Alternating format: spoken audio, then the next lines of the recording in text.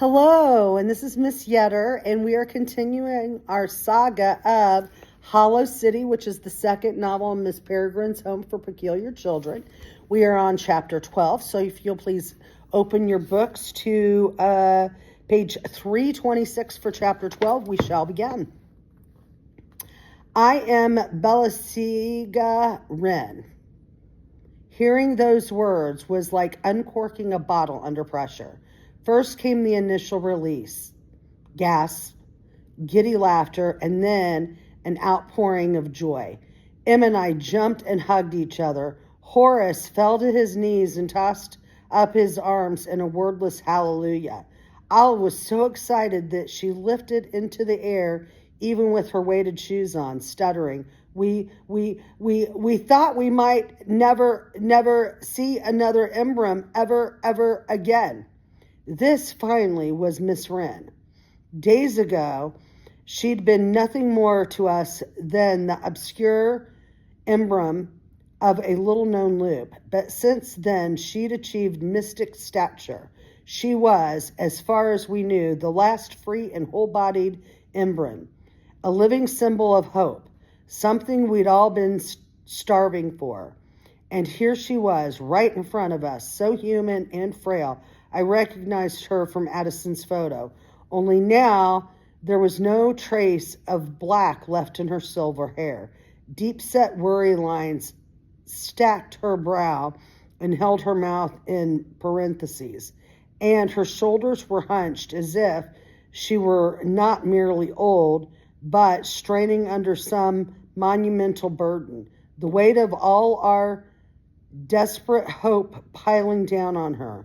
The Embrum pulled back the hood of her cloak and said, I am very glad to meet you too, dears, but you must come inside at once. It isn't safe out here. She turned and hobbled away into the passage. We fell into line, waddling behind her through the tunneled ice like a train of ducklings after their mother. Feet shuffling and arms held out in awkward balance poses to keep from slipping. Such was the power of an Embrum over peculiar children. The very presence of one, even one we'd only just met, had an immediate pacifying effect on us. The floor ramped upward, leading us part silent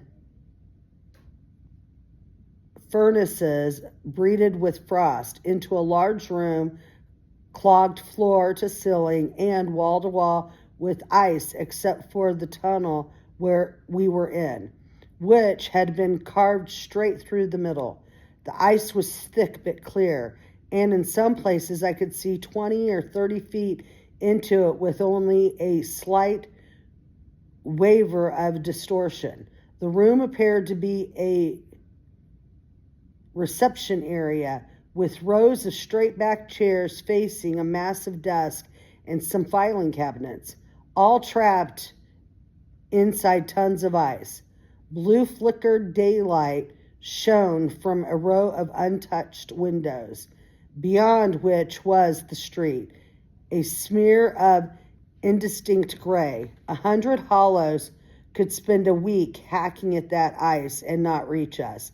If not for the tunnel entrance, this place would make a perfect fortress, either that or a perfect prison. On the walls hung dozens of clocks, their stealing hands pointing every which way to keep track of the time in different loops. Maybe. Above them, directional signs pointed the way to certain offices. Undersecretary of Temporal Affairs, Conservator of Graphical Records, Non-Specific Matters of Urgency, Department of Obfuscation and Deferment. Through the doors to the Temporal Affairs office, I saw a man trapped in the ice. He was frozen in a stooped posture, as if he'd been trying to dislodge his feet as ice overtook the rest of him. He'd been there a long time. I shuddered and looked away. The tunnel came to an end at a fancy balustered staircase that was free of ice but awash in loose papers. A girl stood on one of the lower steps, and she watched our halting, slip-sliding approach without enthusiasm. She had long hair that was parted severely down the middle and fell all the way to her hips, small, round glasses she was constantly adjusting, and thin lips that looked like they'd never once curled into a smile. "Althea," Miss Wren said sharply, "you mustn't wander off like that while the passage is open. Anything at all might wander in here." "Yes, mistress," the girl said, then cocked her head slightly. "Who are they, mistress?" "These are Miss Peregrine's wards, the ones I was telling you about." "Had they brought any food with them, or medicine, or anything useful at all?" The girl spoke with excruciating slowness, her voice as wooden as her expression. "No more questions until they've closed up." "No more questions until you've closed up," Miss Wren said. "Quick now." "Yes, mistress," the girl said, and with no apparent sense of urgency, she ambled away down the tunnel, dragged her hands along the walls as she went.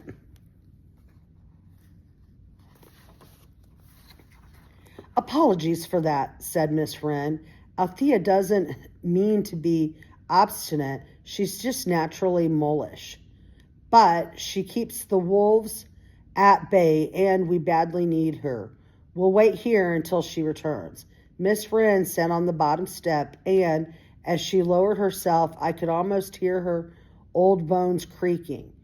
I didn't know what she meant by "keeps the wolves at bay," but there were too many other questions to be asked, so that one would have to wait. "Miss Wren, how did you know we were who we are?" asked Emma. "We never said." "It's an Embram's business to know," she replied. "I have watchers in the trees from here to the Irish Sea, and besides, you're famous. There's only one Embram whose wards were able to slip the corrupted grasp complete and entire, and that's Miss Peregrine. But I've no idea how you made it this far without being captured, or how in peculiardom you found me." "A boy at the carnival directed us here," said Enoch. He raised a hand level with his chin. "About big, wearing a silly hat?"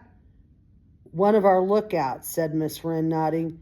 But how did you find him?" "We caught one of your spy pigeons," Emma said proudly, "and she led us to the sloop." She left out the part about Miss Peregrine having killed it.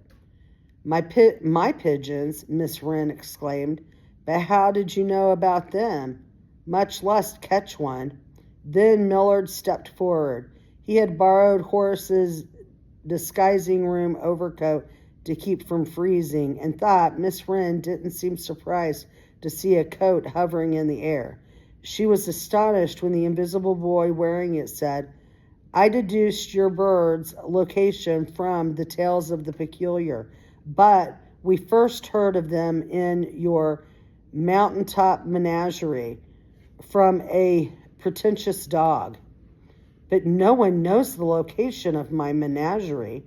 Miss Wren was now almost too astonished to speak, and since every answer we gave her only sparked more questions, we laid out our whole story for her as quickly as we could, stretching all the way back to our escape from the island in those tiny open boats. "We nearly drowned," said Olive. "We got shot and bombed and eaten by hollows," said Bronwyn. "And ran over by an underground train," said Enoch. "And squashed by a dresser," said Horace, scowling at the telekinetic girl. "We've traveled a long way across dangerous country," Emma said, "all to find someone who could help Miss Peregrine. We were quite hoping that that person would be you, Miss Wren."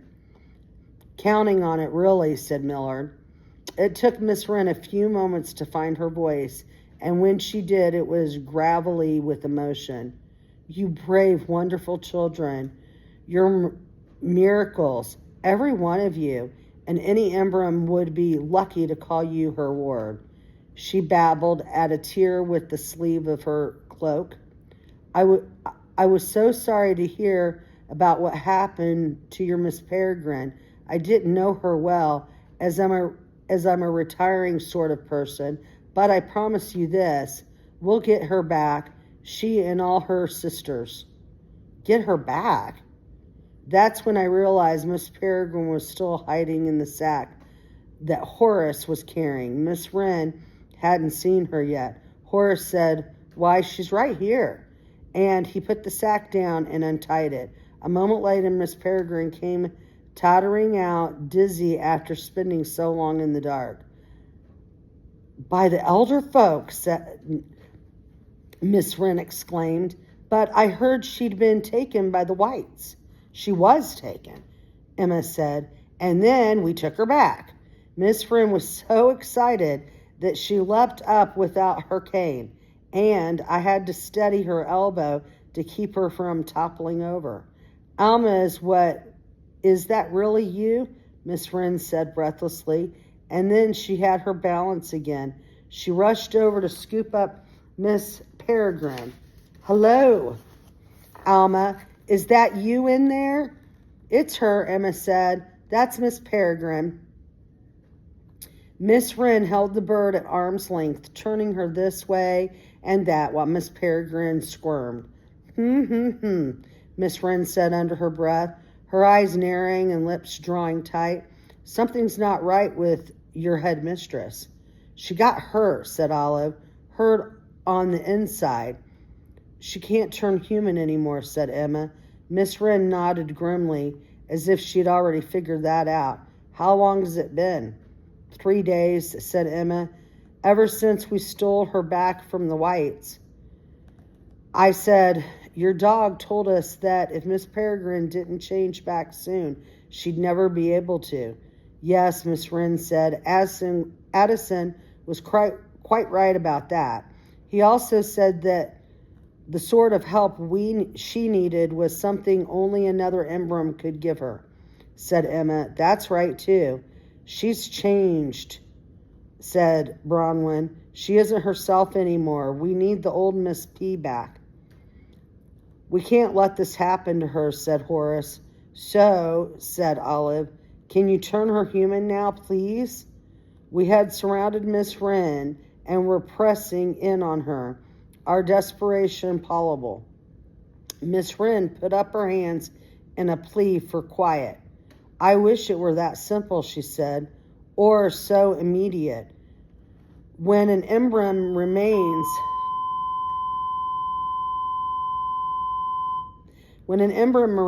a bird for too long, she becomes rigid, like a cold muscle. If you try to bend her back to shape too quickly, she'll snap. She's got to be massaged into her true form delicately, worked and worked like clay. If I work with her through the night, I might have it done by morning." If she has that long, said Emma. "Pray that she does," said Miss Wren. The long-haired girl returned, walking slowly toward us, dragging her hands along the tunnel wall.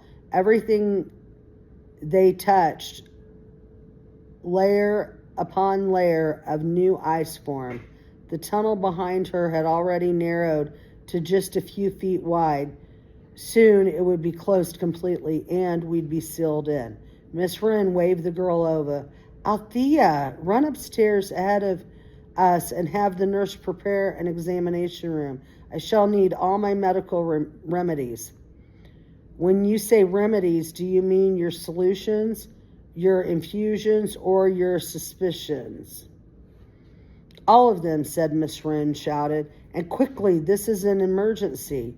Then I saw the girl notice Miss Peregrine, and her eyes widen and bit. The most I'd seen her react to anything, and she started up the stairs. This time she was running. I held Miss Wren's arm, steadying her as we climbed the stairs. The building had 4 stories, and we were headed for the top. Aside from the stairwell, that was the only part of the building still accessible.